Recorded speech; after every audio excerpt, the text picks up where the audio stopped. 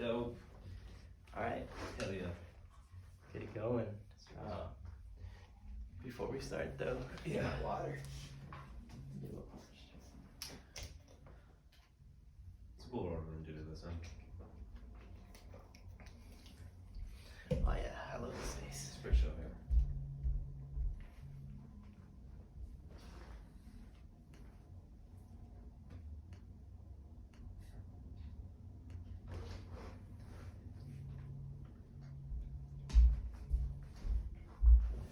Alright, Right.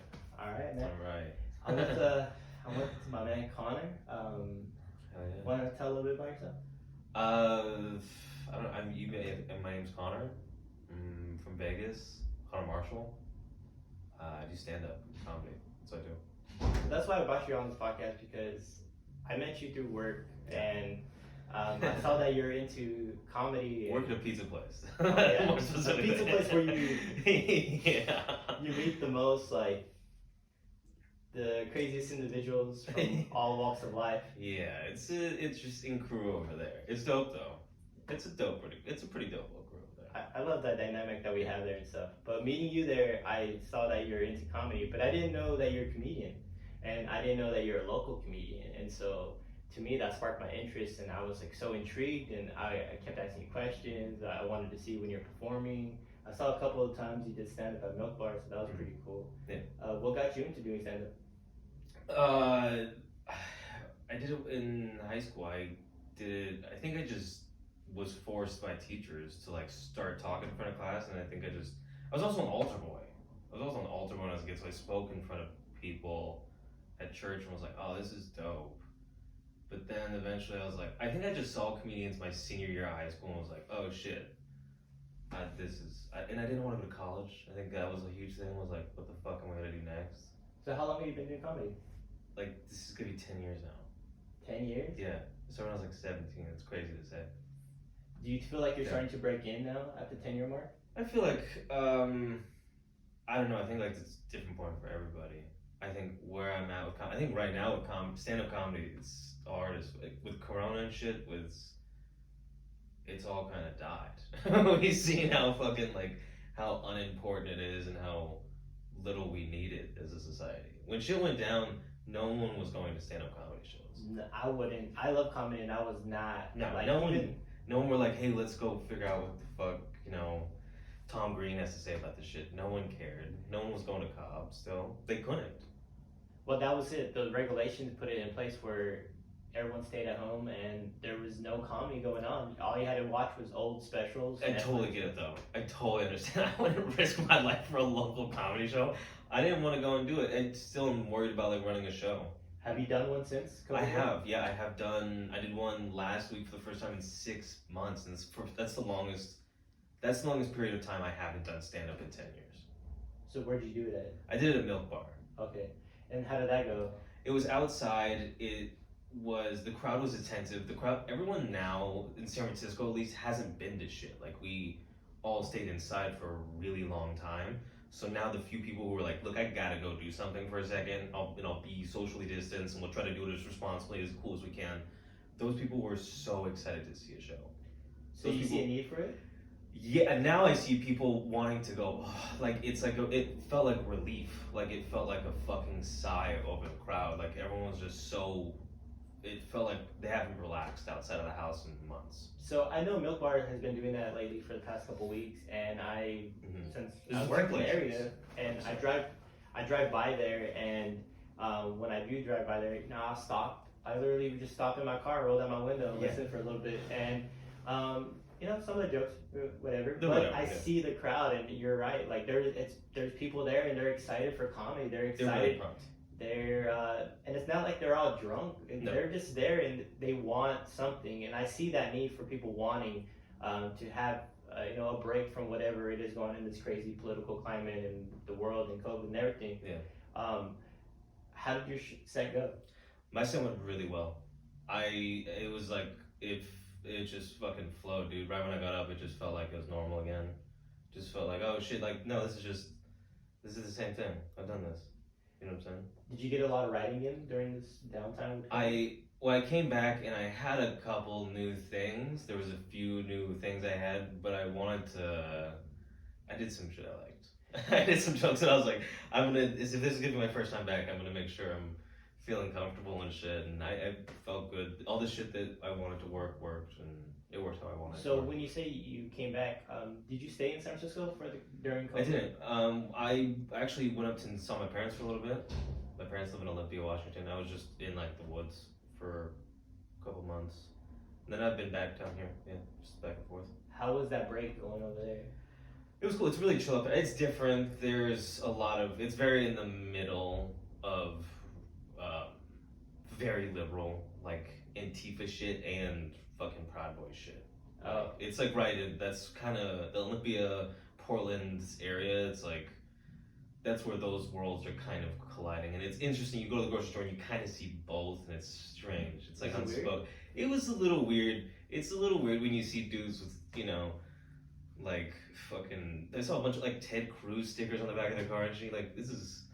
There's a lot of Trump stuff. Most of the people in the place where my parents live are Trump type folk, small, really small town folk. So your parents live in a little small suburb. Yeah, they live in like a little bit outside of a city. So Okay. yeah, country type shit.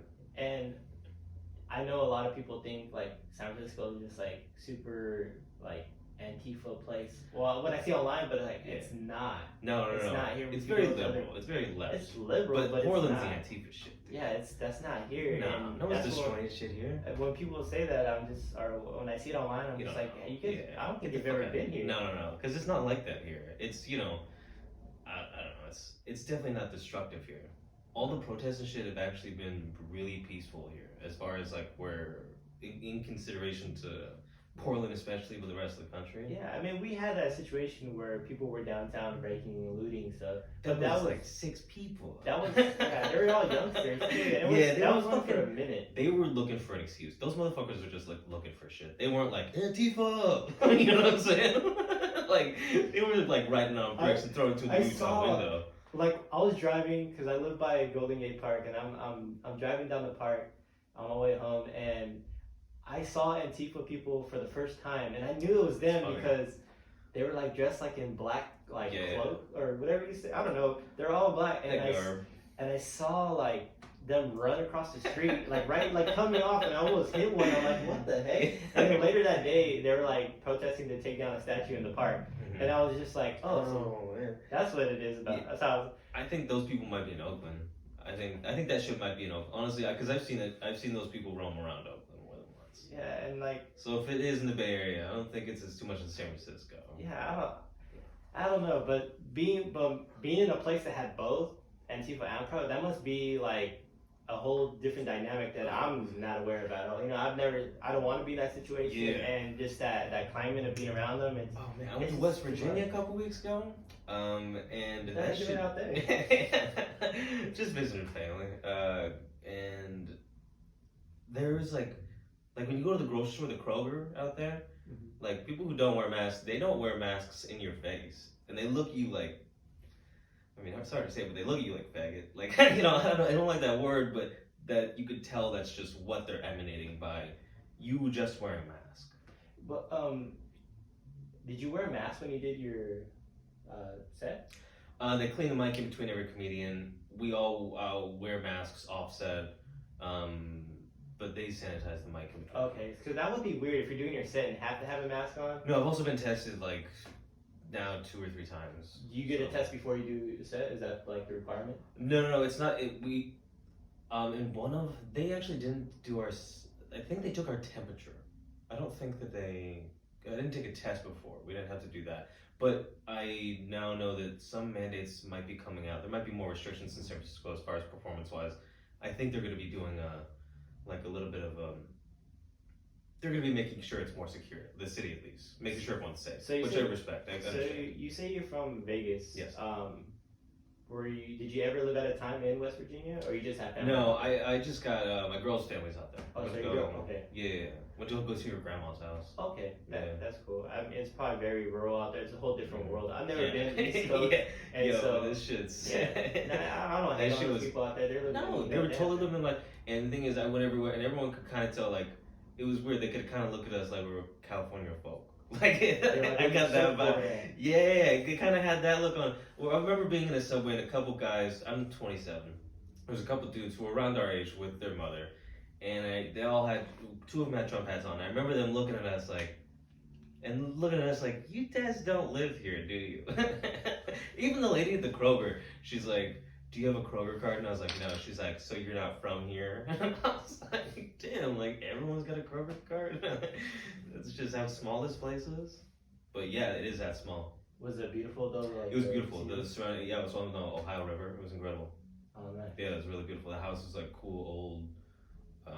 Everywhere you went, actually, there it was half Biden flags, half Trump flags.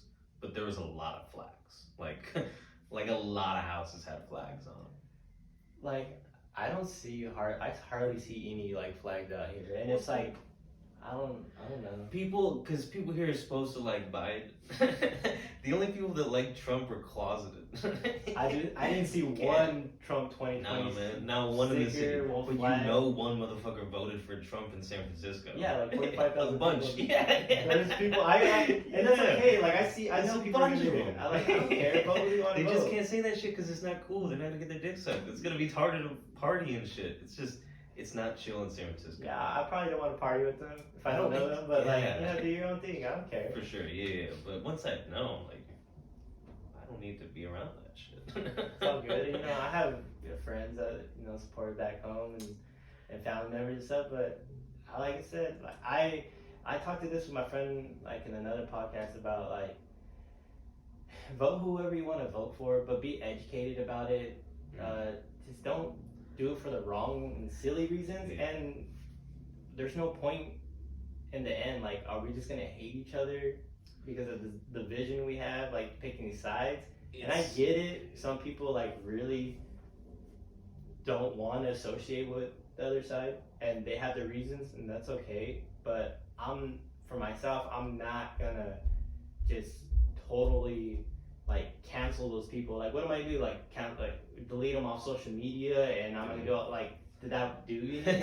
It just makes yourself be more in a bubble. Yeah. And I don't try to put myself in that bubble, but I'm still gonna be myself. And if they don't like it, then all right. Yeah. We're in a little bit of a bubble. I forgot how much we're in a bubble until I went to West Virginia, and I was like, oh shit, man, that bubble I live in is pretty dope. It's pretty chill. Even the hatred here, it's all under wraps. It's still there. There's still racism in San Francisco. It's still not like the best. There's still how many Trump voters here? Like, there's still like a decent amount of people, but yeah, we are more left and more right than I've ever seen in my life. People are more divided and are not listening more than I've ever seen. So what does that mean in the terms of like the comedy world? Does that make a difference? I'm happy now that Trump's out of office that I don't have to hear his fucking name ever again. Like, people who just wrote on those Trump jokes for 4 years, bye. I'm so happy you're gone. I don't want to hear the dumb joke about him anymore. Honestly, it's incredible to see him leave. Walking here was one of the most amazing walks I've ever had in my entire life. There's people screaming in the streets. There's people cheering. I woke up with music and people yelling. I heard a lady playing God Bless America on a flute on my way here. I swear to God, as loud as she could out of her window. Like, there was people hugging and crying in the streets. And I'm not even exaggerating. There was a couple of people hugging and crying in the streets. Like, oh my God, what a beautiful day today is. I haven't seen anyone yet. Maybe when I should get outside go my house. walk the fuck around. It's incredible outside. It's one of the most amazing days I've ever lived. So when you talk about like Trump jokes and stuff, are those like gimmicky or like? It's just easy. He sucks. All you have to do is say what he said again, and people laugh at it because if you're any kind of logic, like the fact that he said that's crazy. So I'm happy he's gone. It's gonna be cool to watch America tell him that he's fired. It's gonna feel so amazing. Did you have any like Trump material? No, I don't want to mention his name. I had a thing on voting, and every time I did mention his name, it made the crowd, it brought him a different. You don't have to address his name. I don't want to give him any kind of. I didn't want to make any of my jokes about him. That's what I was over that type of like comment. Like those were like. It sucks. To me, it was it like, sucks it was so bad. play, and it was like so terrible. And then the type, it was like it wasn't funny. It's like, not funny. It wasn't funny to me. Like some of the jokes I saw out there, it was just like really like you're just playing to your own like, bubble. You're and pandery as fuck. I mean, this city is very pandery as far as comedy goes. The people who are like thriving are just telling like San Francisco what the fuck they want to hear. And that's what I don't like about that type of comedy. Yeah, no, it's whack shit. Take that shit to West Virginia. See what the fuck a West Virginia crowd's gonna do that shit. They're gonna tear you apart. They're gonna boo you off. They're gonna call you dumb. So how would you use comedy, or how would you write for a comedy that will play here and play there? Talk the truth. Just be real. You should be able to say shit in front of San Francisco, white crowds, and take it anywhere else, and it do just as good. Do you switch up when you play in different states, or when you do? I switch up for age range, I think. When I speak to young people, I try to fuck with them a little bit because I think they're a lot more PC, and I think that they need to loosen up a little bit. I get what they're doing, and it's positive. It's for a good change. Our rhetoric and the way we speak should be more polite. And with the older crowd, I like to mess with them. I love messing with the old people. Partially because I think their ideals are ruining what's happening in America, and the generation should die out. But I think I'm done with them. I'm done with old people, man. You guys ruin shit. It sucks. No one young is in charge, and it sucks because it's our future. They're not gonna be around. I remember when I saw one of your sets, and I remember one of your jokes you had about old people, and I was like, ooh. So, yeah, I'm not with them, right? I mean, I'm watching the news, man. Look at all these old people fucking everything up. It's all old people. It's all old people. It's no one young is making a decision for us, and it doesn't make any sense. It doesn't make any sense. Yeah. Biden's better, but he's still fucking old as fuck. I know, that's the thing. He's old as fuck, man. I don't know how you lose, but now I want Trump supporters to know like how it feels to lose Joe Biden. As someone, I supported Bernie Sanders in the primaries, and I went hard for him.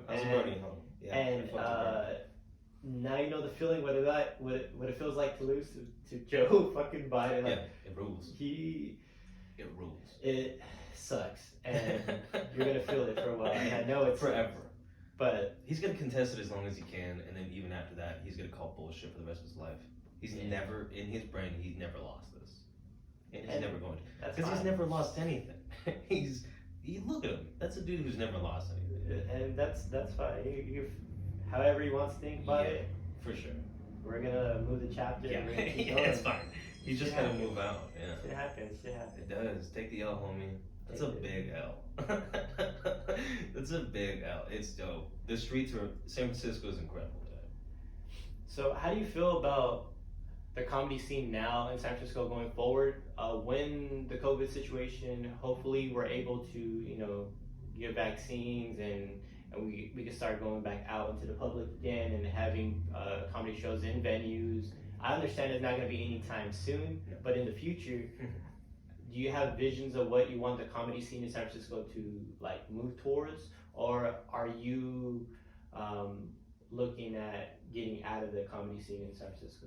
I mean, I'll always do stand up. That's my thing. It's like, that's all I do. That's my number one thing. So I just have to figure out how to fucking flow with it, dude. You gotta figure out, okay, now we can't be inside. Okay, what do? We gotta go outside. Okay, how do we go outside and be safe and be responsible with what's going on, and make sure the people in the audience feel safe and cool with what's going on, and be able to bring them a good show with just responsibly. You know what I'm saying? It's coming back here at least, but we were so responsible with it. There was parts of America who were running shows this whole time. Texas was selling out clubs a month ago. Like, there's parts of the country who are like, either fuck this or never paid attention to it in the first place. So do you envy that, or do you think like, it's really tough because even now doing the show I did, I was like, I don't know how great it is we're all gathering in one space. Like, even how I need crowds. I spend 3 or 4 nights a week for 10 years, like, just with strangers, you know what I'm saying? But now I'm like, I don't know if this is good if we all get together. It's weird to think. So, you always say you need have you tried or have you seen like the virtual like Zoom stand-ups? I don't. It's not the same. I've seen it. I've seen the shows. I've been asked to do some of the shows, and I've done none of them because I can't. I just can't do it. It's really weird. It's like It's really weird. you're talking without an audience, Mhm. and as someone that talks to people, you have to see how they're engaged. Right? Yeah. You can't see if an audience is not liking it. No, it's weird. You vibe. It's the vibe. That's the coolest part about stand up is that we're all doing the same thing right now. That's all like, we're all vibing together. What was your favorite set that you've ever done? There was, I don't know. I ran a couple shows in Sylvan House. When I would run shows there, those were the best sets. So I what's ever Silver done. House? Sylvan House, it's not really a thing anymore. But when I moved here, it was a house full of, it's why I moved here. It was a house full of only comedians. There was about 10 or 15 comedians there at the time. And we all lived as cheap as we could. This is in San Francisco? This is in San Francisco, yeah. It's in the inner Richmond. It's kind of still here. But it's a house full of 10 comedians. I ran shows upstairs and it was just a crazy good time. I could fit 50 people in my upstairs and it was roaring every time. You guys had shows inside the house? Yeah, it was, Wow. those were some of my best sets because all the people there I knew. They were all familiar with me, so it felt like my crowd. It didn't feel like I was doing a show at a bar. It felt like this is my audience. And did you guys charge anything like that? No, I never charged anything because I never wanted any people to pay money because it was too many people. There would have been too much money. And the last house I lived in a venue in Denver that did donations at the door they did like punk shows and stuff, and they got caught up. And I think it was because there was any money being involved. When there's too many people in a place and there's too many donations or payments of some kind going on, someone's gonna get in the middle of it. City wants their money too. For sure. Someone wants a cut. It's like they're gonna see a money thing happening and wondering what's going on. So how many different places have you lived and did comedy in? I lived in 2 different houses. I've lived at Mouth House, that was a place for all musicians. It was about 17 or 18 musicians in Denver, and they ran mostly music shows there, and I started running shows there. A few comedians lived there. A few really funny, Sam Talent, Nate Balding, a bunch of like really cool dudes, Nathan Lund, but and then I moved over to Sylvan because I knew it was a similar living situation, and I knew I could pay $400 to live in San Francisco, and that's fucking crazy. So when did you move to San Francisco? 7 years ago. 7 years ago. I think it's 6 or 7. 6 or 7 years ago. Do you consider that a great move for your comedy It career? was great, yeah. Even one of my first albums I ever bought was by a San Francisco comedian, Alex Cole. He's a really weird guy, but when I was really young, I was like, oh, that's really interesting. You could be really strange on stage, and people would just find it interesting and weird. San Francisco's a hub for, it's a staple in comedy, stand-up. It's always been. I've heard the comedy scene here was great. They used to do the festival here. Do you know what I'm talking about? The festival. Yeah, they did Sketchfest. I've done Sketch before. They've done a couple. There's a Comedy Central festival here. I know they do that one downtown. I know there's Sketchfest, and Sketchfest now it was kind of bad. It was whack. The past 2 years, Yeah. it really was whack. I did it the first 2 years I lived here, and it was actually kind of funny. So I show up to the venue and I'm like, this is my first big festival. I'm like, this is really cool. I'm downstairs. There's like Todd Glass and Daniel Tosh hanging out in the lobby. I'm like, oh my god, like they're just hanging out. This is fucking crazy, right? I'm so fucking nervous. It's like a really cool big show for me as a young person. I was like 21 at the time, 21. And we go upstairs to this room and there's about 10 people inside. And then they told us that Todd Glass and Daniel Tosh were performing at the theater below us at the same time. And that's why there were so many people in the lobby. And so literally when I was on stage, I could feel the people laughing at Daniel Tosh and I could hear his voice. Did that give you energy? It was hilarious. It was so fucking funny, and it was a fun show, and it was full of it was a dope crew of people. It was a killer lineup. So why do you think Sketchfest has changed? I know for me, it's changed in my short time being here, and I don't like the direction it was going because that's not the type of comedy I like. I'm not really into that whole identity type of cultural identity type of comedy. I like You're raw. gonna have a hard time in San Francisco then, because that's all the what fuck it is. And I hate People that. are here, they're telling a story, they want to be known as a character or a type of person, and they really want to talk about it. They really want to, the identity is huge here. it's maybe the biggest thing in comedy here. And can you explain more of like why that is, or what do you think like identity comedy is, or like culture identity? People are trying to find themselves, and I think they're trying to do it on stage. But I think that unless you're like, I know great female lesbian comedians who, and I know straight white male comedians, and all different. I know every kind of comedian that, but not everyone talks about just that. I don't just talk about being a straight white guy. That's not my whole thing on stage. I talk about my thoughts and other shit that's going on. If you go on stage and you're just one thing, you're just dual like single note, it's just like one dimensional, then it's not fun for me. You're just trying to sell a character. Yes, and you're trying to sell yourself. And I want to see you do stand up. To me, that's kind of like pandering. It is. To the crowd that we have here. And I know the crowd here in San Francisco is a little bit different compared to other places. And I've been to comedy shows here in the city, and I've been to comedy shows at the Laugh Factory, and also at the Comedy Store in LA, which are great venues. And it's good to see, it wasn't, that type of comedy wasn't there. And yes, there are a lot of big name people that were in those shows, but there are also unknown names I'd never even heard of that were there, and they're killing it. Mm-hmm. And they were funny. It was generally funny. Yeah. It was raw. It was It was like you're seeing a real, way better show. Like well written material, and that's what I like. And it's no hating or diss to that type of comedy people do here in San Francisco, but it's not the comedy that I like. I don't really I don't fuck with it. I don't either. I don't like it. No, shit's whack. It is. And I want comedy here to be raw and real, and I want people to like get to the point of like wanting to cancel that person, because I was just, nothing gets me more than just to put it in people's face. Yeah. And just to be out there to get people's reaction, but not overboard. Like I know some people go the opposite way and they go overboard to like get like a super reaction, just to like, that thing comes off annoying, and it comes off like I want funny shit. I want fun. I don't want just reaction. I want actually you're telling a story and you're getting people engaged, and you're making people think critically, and you're making people like, oh what? And then you hit them with another one, and you hit them with another one, and you're just like, damn. I've had that happen here in the city, like a couple of comedians, and I'm just like, damn. Well, comedians here now are business majors. They're people who have regular tech jobs, or like downtown jobs, who want to run a comedy show on their off time.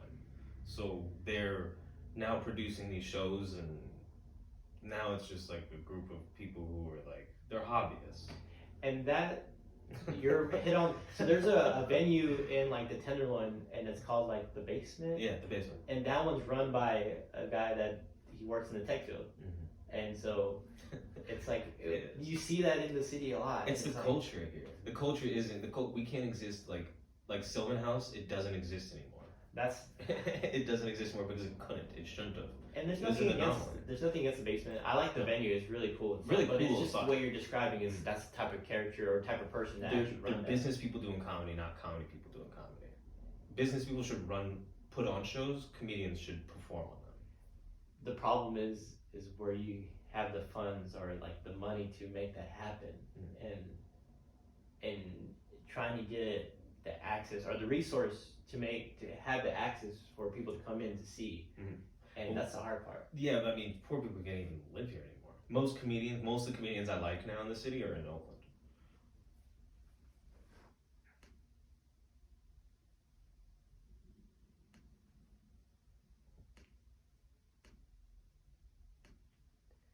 So you said most comedians here in the city, can't afford to live here. Why is that? Is like, does comedy pay well, or? Not even kind of. No, I mean, I've just done stand-up for the past 10 years. Like I've had like shitty jobs on the side, part-time gigs and stuff, but it doesn't start paying until 10, 15 years in. Like all my friends have been doing it at least 10 years now. I know fucking 3 guys that are making a living doing it, like a good living doing it. Like, people don't really start making a living until 15, 20 years into this thing. And when you say about making a living, are those people like, are they selling out shows, or are they putting on their own like TV shows or YouTube? It's more corporate, like, or not corporate jobs, but like television or writing or performing. Is that something that you had aspirations to do? I will still want to. I love stand up, and I'll figure out a good fit as far as like where my writing falls, whether it's in like script or just joke writing itself. So last time I talked to you, I believe you were saying you did a lot of writing for people, as far as like writing like for like shows and stuff like that. I mean, I've written my own cartoon. I've written I've read comic books. I've written like sketches and shit like that. I had a sketch show for a while, so maybe it was that. Was it the whitest kids you know? No. Most of the comedians are in San Francisco are the whitest kids I know though. I used to love that show. I'll be honest. I do fuck with some of their shit. Yeah. But I don't see a lot of that anymore. You know, that type of like. You can't say, people are afraid to say stuff because they're going to be canceled too quickly. People don't even want to say what the fuck they think or feel anymore. Do you know any comedians that got canceled? Yeah. I do know comedians got canceled. There was by. Yeah, I mean, you don't have to name any names or anything like that, but like, when you say they got canceled, were they not allowed to perform anymore in the city? Were they just like, people don't even like. People don't. A lot of people don't allow this person to perform anymore. They've chosen to take the opinion of the public, like they've courted themselves in their own, like in comedy. You know what I'm saying? They've made their own rules and judged their own judge. So they don't fuck with this dude. They don't let other people do it either. So he doesn't really perform anywhere. He doesn't perform most places. Most places won't let him perform. Yeah, that's pretty rough. It sucks. Yeah. I mean, I don't know what he did. I mean, there's reasons to everything, but at the same time. I'm not saying it's. Yeah, I don't. This is a hard thing because I know a lot of comedians. Part of being in comedy is sometimes you have to push the limits, and I think that's great. But sometimes there is that boundary where you do cross, and sometimes, like even for myself, I'm like, whoa, you know, like. But I don't like the aspect of trying to cancel out a comedian because he doesn't agree with you. Because you guys don't think the same shit. Because we don't agree with him or her, whoever it might be.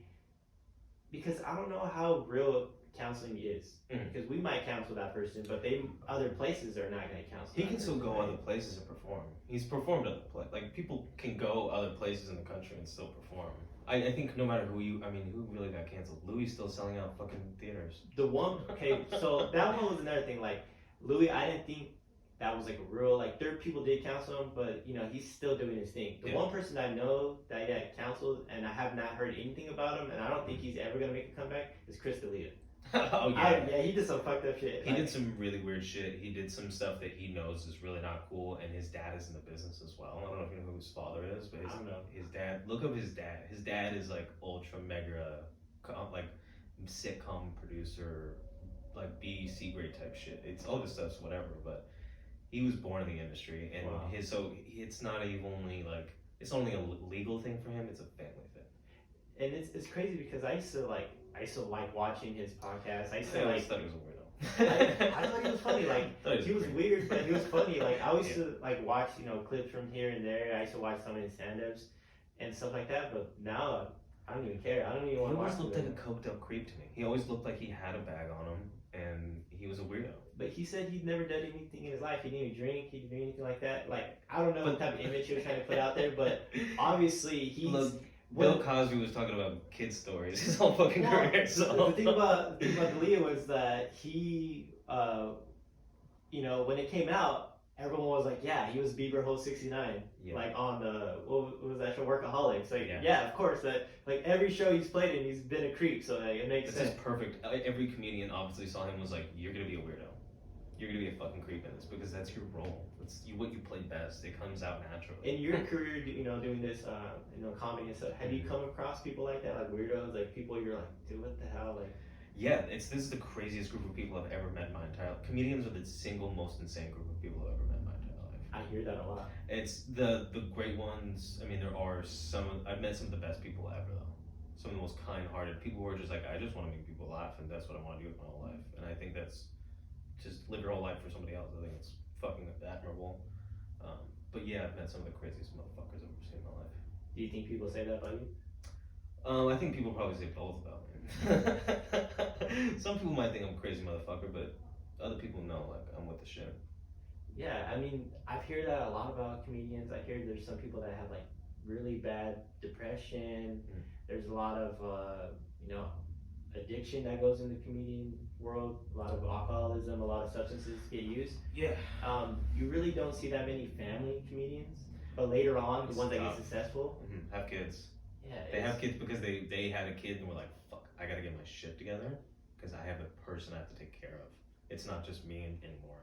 I'm not just like getting enough money during stand up to feed myself. Now I have to put this motherfucker through school. How much money have you made or can you make from doing comedy, like in a good week or a good month? Oh, I mean now it's fucking nothing.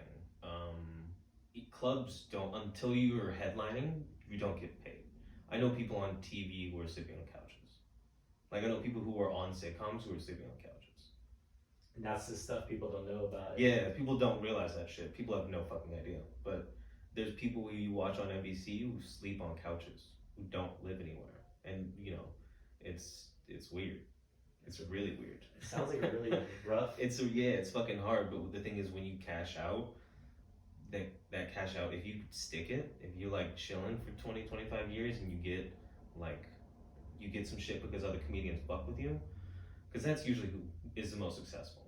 Are the cool comedians that other comedians fuck with. Because comics have shows and they want to hang out with their friends. Everyone wants a show where they can hang out with their buds. So for you, what was your inspiration to get into comedy? Who were some of the most influential like comedians of your time, or just people in general? Andy Kaufman was the first dude where I was like, oh, this guy's.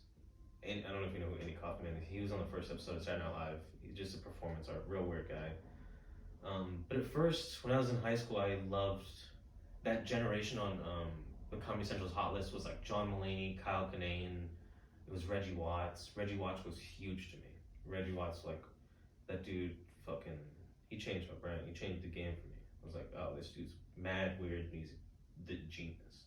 So I love comedy, but I know those individuals, but I don't know their comedy. You know, I know them because they're like big people in comedy, big names. Yeah. But I don't ever listen to them or know their type of comedy. Like what got me into comedy, you know, being Mexican, George Lopez was one of the first ones that like, you know, he spoke about like being stuff Mexican, like families, like relatable shit. Relatable. It was very relatable, and I loved it, and I love watching it with my family. That's what it was, yeah. Gabriel Iglesias, or how you say his name? Yeah. Iglesias.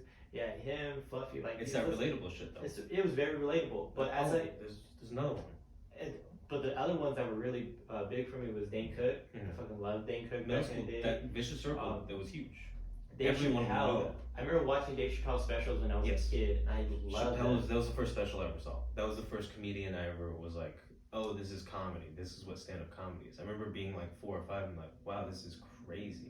I had tickets to go see him and Joe Rogan in New Orleans, and it was back. I think the show was in April, and it obviously got canceled. But I was so pumped to finally go see both of those people. But yeah, he's the biggest dude in my brand. So alive. Yeah. So it was Dave Chappelle for me, Dane Cook. What other comedians were that I? Ralphie May. Just people like that. They got me intrigued into comedy. But as I got older, I started listening to podcasts and listening to comedians, and I started getting to a lot more people. Bobby Lee is one of my favorites. I love watching him. He's ridiculous on stage. Like, he does the most crazy antics. I fucking love going to his shows. I started getting everyone listen to Joe Rogan podcast. Yeah. But honestly, I don't really care for his stand-up.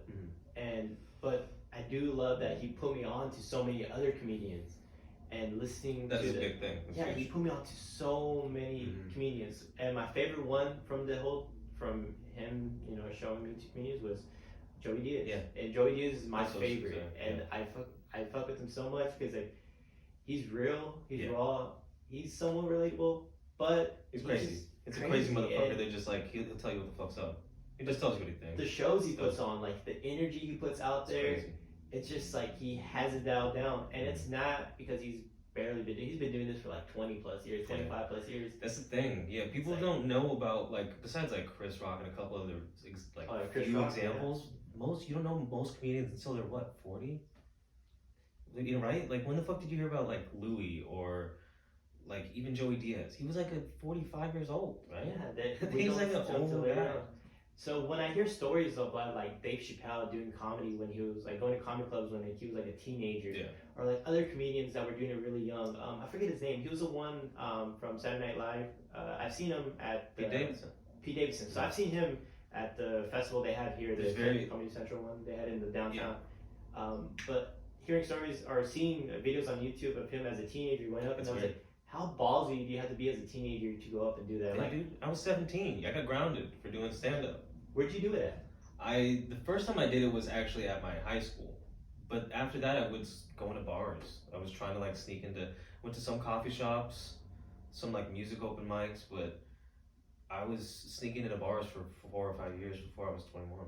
I've always wanted to do a open mic. Always wanted to do it, but like I'm so embarrassed, and I'm, like I don't like putting myself out there. I had a hard time doing this podcast, but I was trying to put myself out there more, and I wish I would have did like a stand up a long time ago because I really loved it, but I'm just too full of myself to go on stage, and cause I'm scared of bombing. I'm scared of like everyone It's looking the at worst. me and just like telling me like get the fuck out. It's the worst. Okay, it's when you go to a party, there might be a person or two who doesn't like you.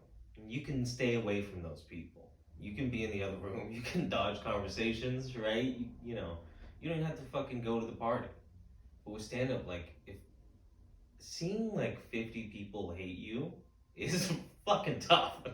You gotta get off stage and be like, wow, nobody liked me that time. How many times have you Everybody bombed? did. I mean, it happens. It doesn't really happen anymore. I have sets that I don't think are like as good as they should be. I'm very hard on myself when it comes to that.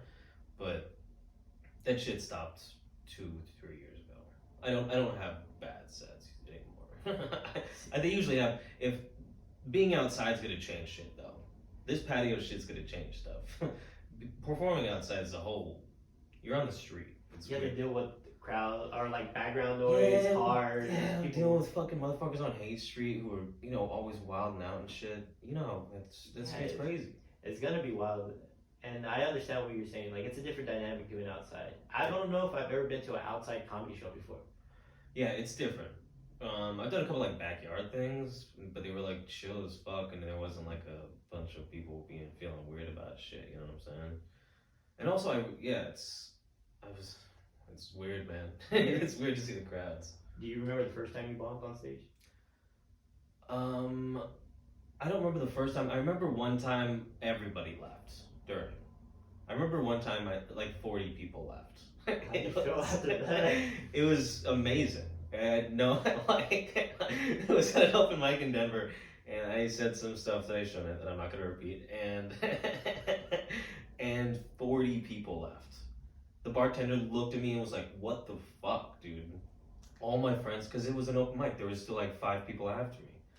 The dude after me, like I walked back and there was like 2 or 3 comedians who were just crying laughing. No one had ever seen that before. It was amazing. It was probably one of the most incredible things I've ever done. Did you set out to do that, or it just happened? I didn't. I said some stuff that I was in a dark place at the time. My house had just gotten raided by SWAT like fucking days before. What the hell? It was crazy. Yeah, I didn't have anywhere to live. I was really in a fucking dark place, and 2 of the dudes tried to take the mic from me, and like almost hit one of them with the mic. Were you drunk at the time? No, I didn't drink at the time.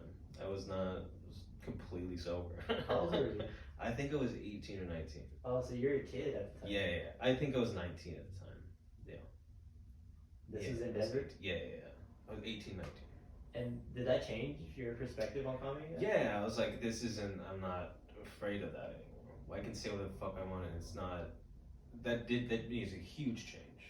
Now that I think about it, it was like, I could say whatever I want. This isn't that bad. Even that wasn't that bad. Even that, I still got laughs in the back. There's been times where I've done it and nobody's laughed. And it was incredible to know I had that much power in the mic. To know that shit that I say has that much weight on humans and I could convey that and then hate it that much wow, even if it sucked, it was still powerful. Yeah, I mean, Yeah. that's what I'm scared. That's why I don't want to go. I don't want to go up there. No, dude, I love that story. People will remember it forever. People like, I've never seen anyone do that.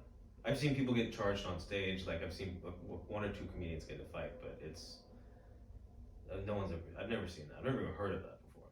It was bad. I really don't like going to like stand-up nights. Yeah. I do like going to like regular shows that have like the regular people or people headlining stuff. It doesn't even have to be big names. No. I like going to regular shows. Like in the community, I know there's a local bar out here that will do shows and stuff.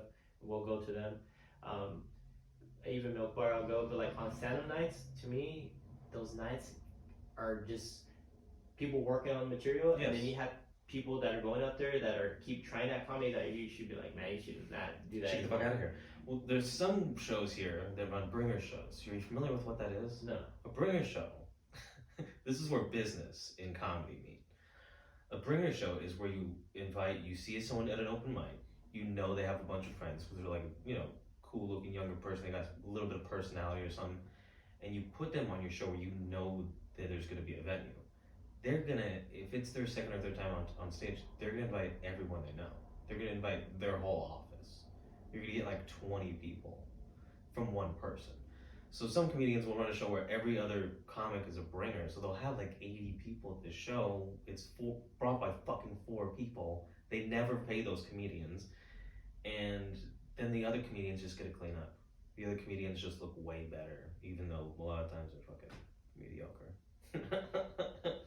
Do you like? Sounds kind of fucked up. It is fucked up. What happens is people go to comedy shows and they go, comedy in San Francisco isn't that good. And I'm like, it is good. You're just going to the wrong place. You're just seeing the wrong stuff. And it sucks that the example that's being set here that is comedy's not good right here. No. It's in a bad place. Comedy's in the worst place I've seen it since I've been here. And yeah, like I'll be honest, I don't like the comedy out here. It's not. It sucks because I moved out here for it, but all my friends have moved. So many people have traveled elsewhere, and it's just not the same scene. It's not the same place. And the people who live here are much different. The culture's just changed. Do you know where the scene's at right now? I mean, it's always LA or New York. Denver is really cool. I don't know. I'm gonna be traveling to Portland actually next month to perform for a weekend. So. Did you perform any back when you went to Washington to visit your family? No, that was all family time. I just want to hang out with the family. Okay. But this time I'm going to be going up there for Thanksgiving and then performing in Portland that weekend.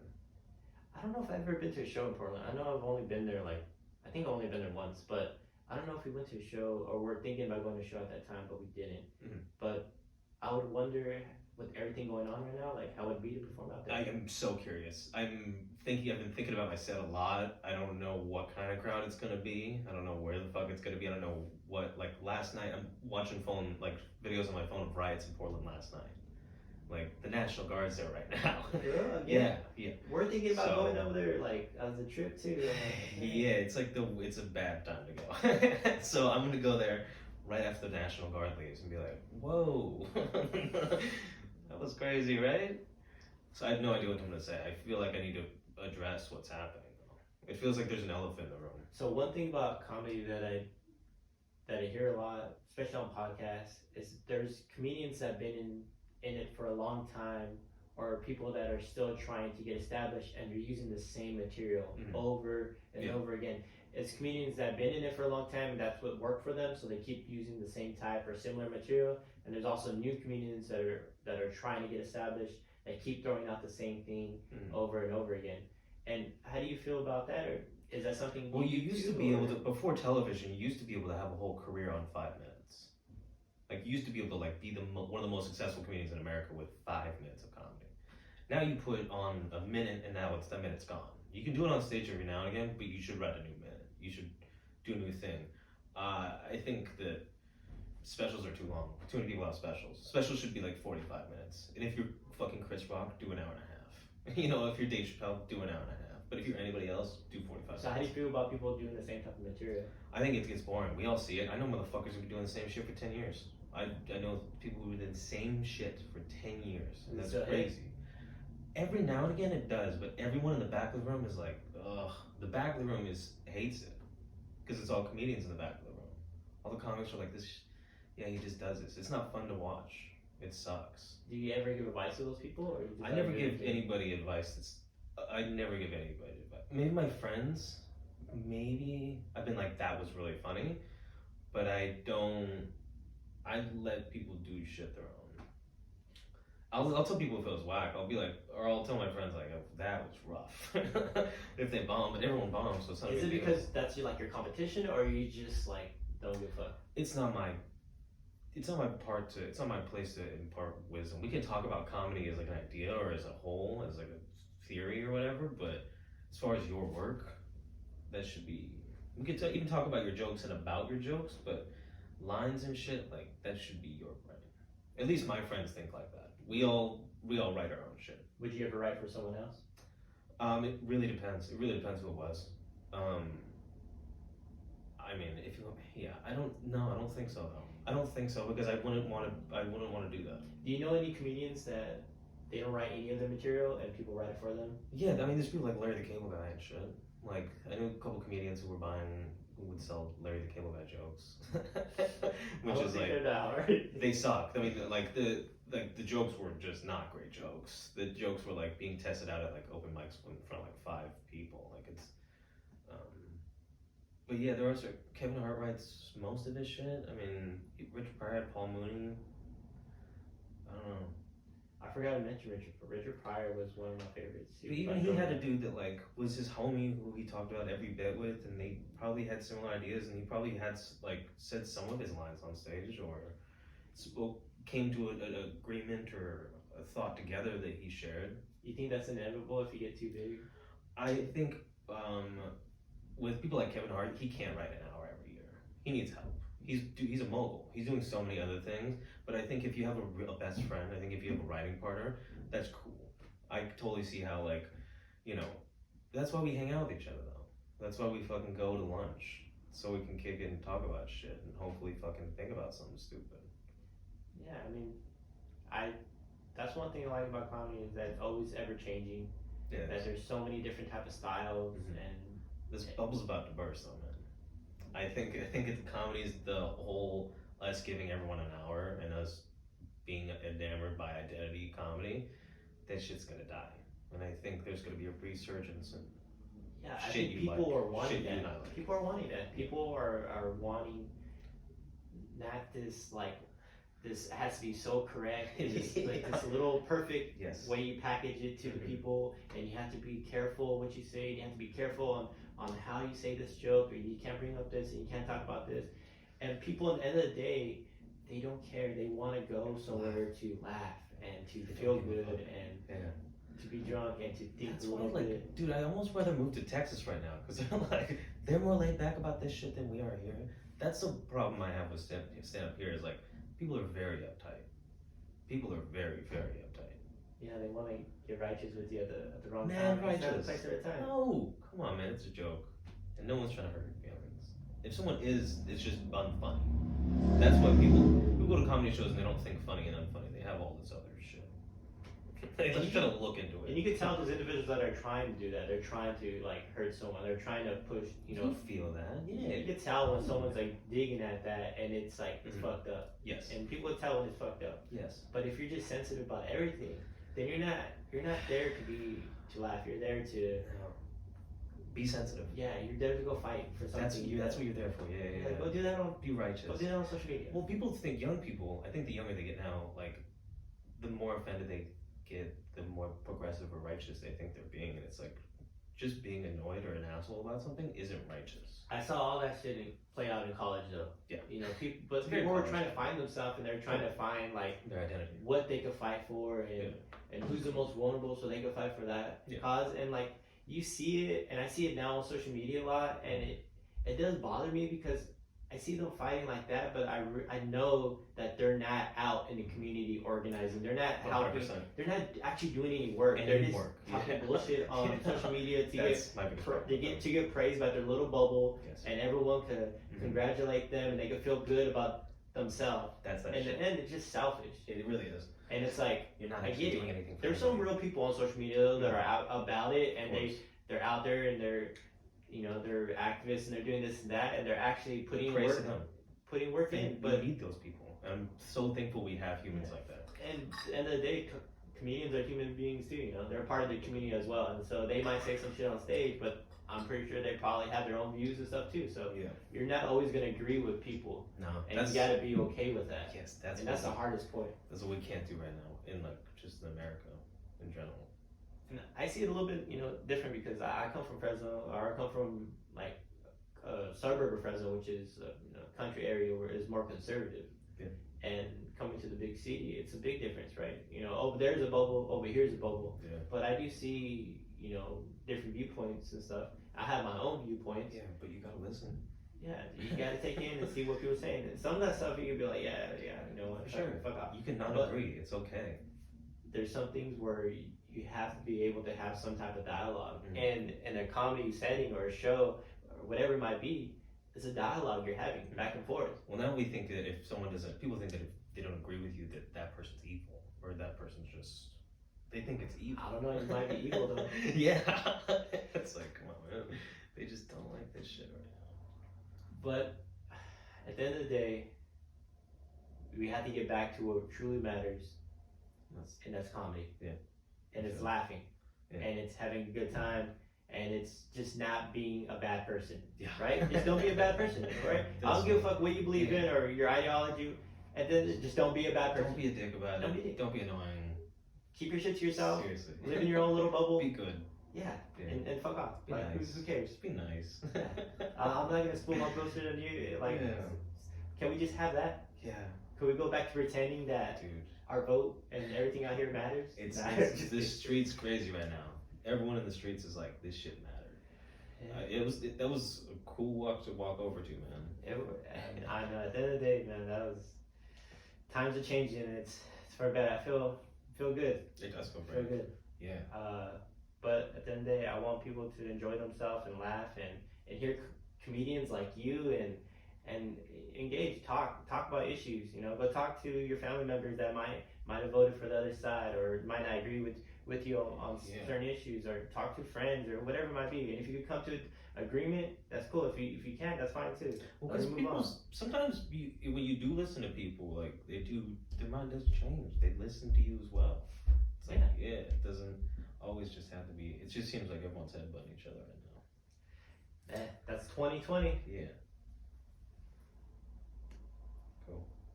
All right, so what I'm gonna do now is I'm gonna wrap it up. Cool. So we'll wrap it up in 5 minutes, and I will say where people can find you and stuff. Oh. And Cool. I'm gonna look at my handle real quick. okay, Cool. we'll look at all that stuff. But yeah, this is really cool. Thank you for It's having like me. an hour. I try to edit it, compact it in. Now, this is fun. This is what I love to do. So do I. Yeah. Yeah, it's cool. Thank you for asking me to do it. You gotta put me on though one day. I got you. Put me on. You got free tickets on me. That's it.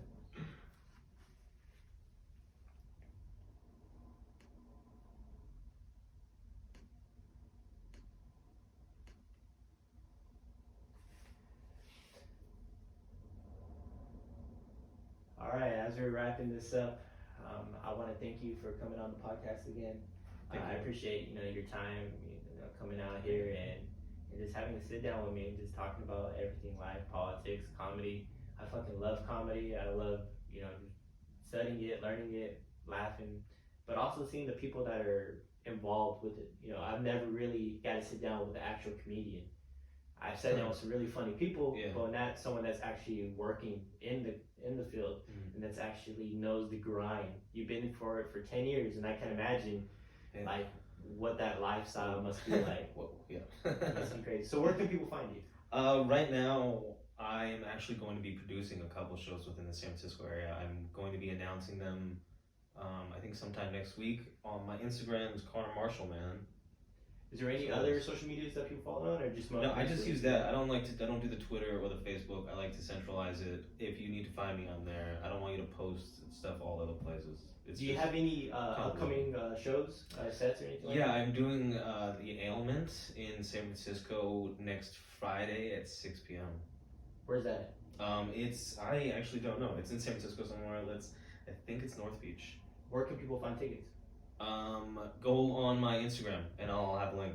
Okay, link on Instagram. Yeah. Well, thank you everyone for listening. I hope you enjoyed it. Cool. Thank you. Got to be with the man Connor. Oh.